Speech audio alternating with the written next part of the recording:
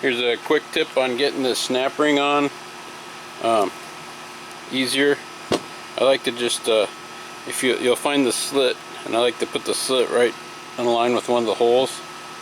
But actually, probably even better if not to do that. What you want to do is use these little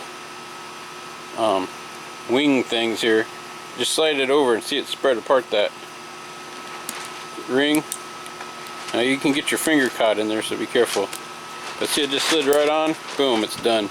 And I like to take this and move it away from the pin slot over to the side like that, so that the cut's not right where it comes out.